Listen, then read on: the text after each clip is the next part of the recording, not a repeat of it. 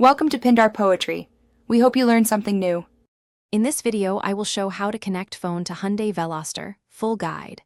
Press the Setup button on the head unit and choose Bluetooth, then tap Pair New Device.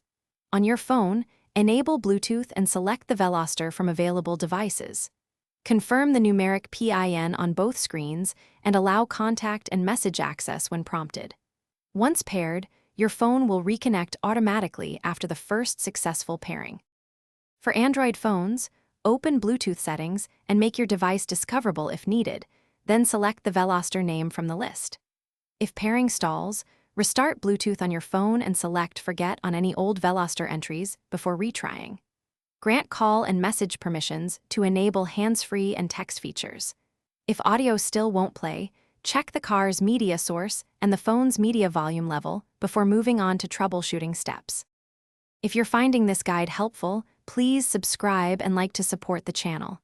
Quick recommendation: the Owala water bottle is great for road trips, keeps drinks cold, and fits most cup holders for hands-free sipping while you drive.